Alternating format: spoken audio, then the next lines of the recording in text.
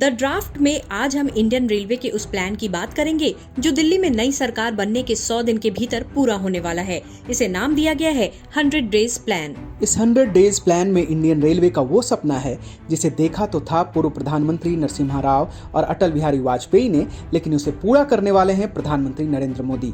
ये सपना है Kashmir to Kanyakumari rail link का। लंबे ब्रेक के बाद द ड्राफ्ट में हम एक ऐसा एपिसोड लेकर आए हैं जिससे आप ये समझ पाएंगे कि आजादी के 77 वर्ष बाद भी जो नहीं हो पाया था वो 15 अगस्त 2024 तक पूरा हो जाएगा। ये काम है उधमपुर श्रीनगर बारामूला रेलवे लिंक का। द ड्राफ्ट के इस एपिसोड को बहुत ध्यान से देखिएगा क्योंकि हम आपको ये बताने वाले हैं कि अगले 100 दिनों में कैसे जम्मू से श्रीनगर के बीच ट्रेन चलने वाली है। लेकिन इससे पहले आपसे रिक्वेस्ट है कि हमारे चैनल को सब्सक्राइब जरूर करें, लाइक और शेयर करना बिल्कुल मत भूलिएगा। हम एक वीडियो बनाने में काफी मेहनत करते हैं, इसमें रिसर्च करके जानकारी डालते हैं, इसलिए छात्रों के बीच इसे जरूर शेयर कीजिए, इससे छात्रों को बहुत फायदा होगा। अब आते हैं आज के टॉपिक पर। देश में फिलहाल लोकसभा चुनाव हो रहे हैं। 4 जून को नतीजे आएंगे, देश में नई सरकार आएगी। उससे पहले मौजूदा सरकार ने एक प्लान बनाया है जिसे नाम दिया गया है 100 डेज प्लान। इस प्लान में पहले नंबर पर है जम्मू और श्रीनगर के बीच रेल सेवा शुरू करना। 4 जून को नतीजे आने के बाद नई सरकार का काउंटडाउन शुरू हो जाएगा। यहाँ से 100 दिन काउंट करने पर नई सरकार के पास करीब 15 सितंबर तक का वक्त होगा। अब सवाल ये है कि क्या सच में 100 दिनों के अंदर यानी 15 सितंबर तक जम्मू और श्रीनगर के बीच रेल सेवा शुरू हो पाएगी? मौजूदा स्थिति क्या है, कितना काम हो गया है और कितना बचा है, आगे वीडियो में इसी पर बात करेंगे। सबसे पहले ये समझिए कि जम्मू और श्रीनगर के बीच जिस रेल सेवा को शुरू करने की बात हो रही है वो उधमपुर श्रीनगर बारामूला रेल लिंक यानी USBRL प्रोजेक्ट का हिस्सा है, जिस पर 90 के दशक से काम चल रहा है। मौजूदा स्थिति ये है कि करीब 272 किलोमीटर लंबे उधमपुर श्रीनगर बारामूला रेल लिंक का ज्यादातर काम पूरा हो चुका है। ज्यादातर हिस्से में ट्रेन चलती है। जम्मू के क्षेत्र में उधमपुर से कटरा तक ट्रेन चल रही है। कश्मीर की तरफ से बारामूला से संगलदान रेलवे स्टेशन तक ट्रेन चल रही है, यानी बीच में सिर्फ कटरा से संगलदान रेलवे स्टेशन तक ट्रेन नहीं चली है, जिसकी दूरी करीब 63 किलोमीटर है। और इसी 63 किलोमीटर दूरी पर रेलवे ट्रैक बिछाने, स्टेशन का काम पूरा करने और रेल चलाने के लिए 100 दिन का टारगेट तय किया गया है, जिसमें सबसे बड़ी बाधा है कटरा की एक पहाड़ी, जिसके भीतर से सुरंग बनाना करीब असंभव काम था, जिसे भारतीय इंजीनियर्स ने संभव कर दिखाया है। ये एक तरीके का चमत्कार है। इस पहाड़ी में बनी सुरंग का नाम है T1। कटरा के बाद ये इस रेल रूट की पहली सुरंग है जिसका निर्माण सबसे आखिरी में किया गया है। इस सुरंग को बनाने में बड़ी मुश्किलों का सामना करना पड़ा, लेकिन लंबे संघर्ष के बाद दिसंबर 2023 में ये सुरंग बनकर तैयार हो गई। बावजूद इसके इस सुरंग में पानी का रिसाव होता रहा। पानी के रिसाव से पहाड़ के धंसने का खतरा रहा, इसलिए सुरंग में रेल ट्रैक बिछाने से पहले हर एक चीज की जाँच की जा रही है।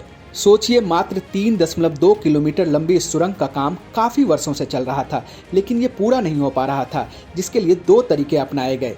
पहला तरीका रहा न्यू ऑस्ट्रियन टनलिंग विधि यानी NATM और दूसरा तरीका रहा साइड कटिंग।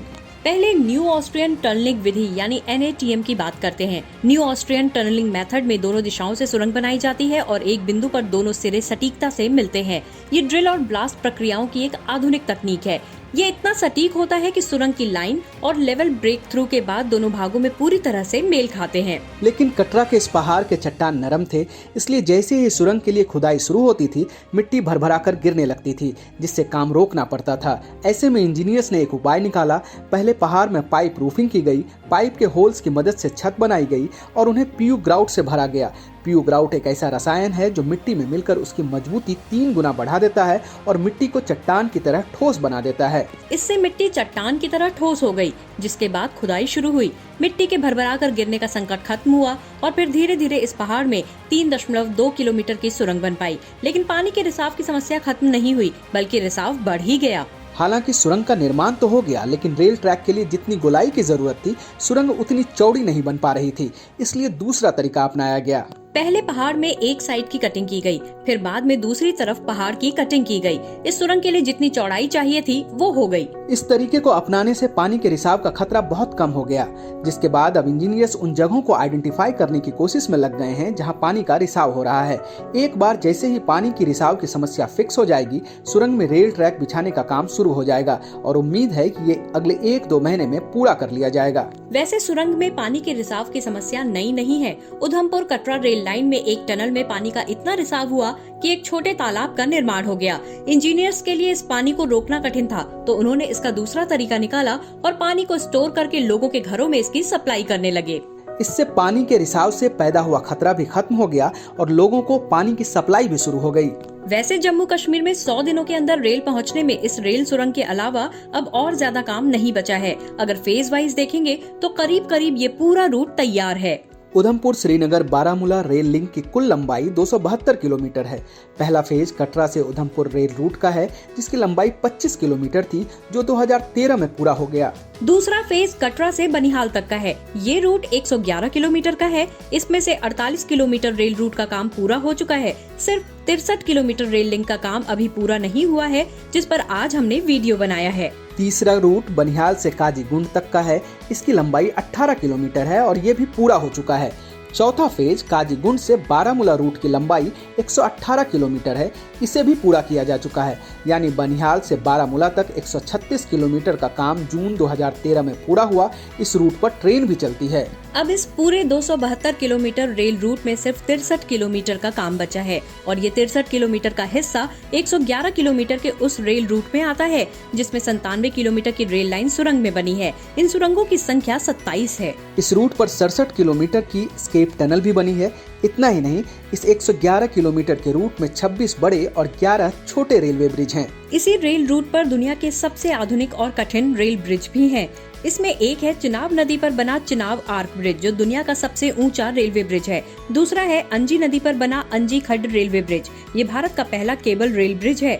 ये दोनों पुल मॉडर्न इंजीनियरिंग में भारत की बढ़ती ताकत को दिखाते हैं। इन दोनों बड़े और आधुनिक पुल का काम भी पूरा हो चुका है। रेल ट्रैक्स भी बिछाए जा चुके हैं। ट्रायल रन काफी लंबे समय से जारी है। अब बस यात्री ट्रेन चलने का काम बाकी है। कुल मिलाकर देखें तो उधमपुर श्रीनगर बारामूला रेलवे लिंक में जिस तरह के बड़े पहाड़ और सुरंग हैं, उनमें काम करने के 4 चरण होते हैं। पहला चरण डिफिकल्ट, दूसरा मीडियम, तीसरा चरण इजी और चौथा चरण फाइनल वर्क। पहले चरण में मुश्किल काम किए गए, जिसमें सुरंग और बड़े बड़े ब्रिज की डिजाइन और उसका निर्माण किया गया। ये पूरा हो चुका है। दूसरे चरण में मीडियम रेंज के काम हुए, जिसमें छोटे ब्रिज और स्टेशन बनाए गए। ये काम भी पूरा हो चुका है। तीसरे चरण में ट्रैक बिछाने और ट्रैफिक लाइट का काम किया जा रहा है। चौथे और अंतिम चरण में इंस्पेक्शन और अप्रूवल का काम किया जाएगा। रेलवे की कोशिश है कि अगले कुछ दिनों में ही संगलदान और रियासी के बीच ट्रेन का ट्रायल हो जाए। अगर ऐसा हुआ तो सिर्फ कटरा से रियासी के बीच का काम बचेगा, जिसे 100 दिनों के अंदर पूरा कर लिया जाएगा। अगर इस बीच कोई और समस्या नहीं आई तो इस रूट पर सबसे पहले चलेगी वंदे भारत एक्सप्रेस, जो भारत की पहली indigenous semi high speed train है। सोचिए, जब 100 किलोमीटर प्रति घंटा से ज्यादा की स्पीड से वंदे भारत एक्सप्रेस दुनिया के सबसे ऊंचे रेलवे पुल से गुजरेगी, तो रोंगटे खड़े कर देने वाली सिहरन महसूस होगी और रोमांच हॉलीवुड की फिल्मों की तरह होगा। इस रूट पर फिलहाल 2 तरह की वंदे भारत ट्रेन चलाने का प्लान है। पहली वंदे भारत एक्सप्रेस, जिसमें 16 कोच होंगे। दूसरी वंदे मेट्रो, जिसमें 9 कोच होंगे। वंदे भारत जम्मू से बनिहाल तक 272 किलोमीटर के रूट पर चलेगी। इस सब में सिर्फ T1 सुरंग में बचा काम ही बाधा है, जिसे जुलाई में खत्म करने की कोशिश है। अगर ऐसा हो गया तो 15 अगस्त 2024 में जब भारत अपना 78वां स्वतंत्रता दिवस मनाएगा, तो कन्याकुमारी से लेकर कश्मीर का आखिरी छोर रेलवे से डायरेक्ट कनेक्ट हो जाएगा और करीब 35 वर्ष पुराना सपना भी पूरा हो जाएगा। द ड्राफ्ट का ये एपिसोड आपको कैसा लगा, हमें जरूर बताइए। कमेंट कीजिए किन इंफ्रास्ट्रक्चर प्रोजेक्ट पर आप वीडियो देखना चाहते हैं, वो भी कमेंट करके बताइए। हमारे चैनल पर बहुत से अच्छे वीडियोज हैं, उसे भी देखिए और चैनल को खुद भी सब्सक्राइब कीजिए और दोस्तों से भी सब्सक्राइब करने के लिए कहिए।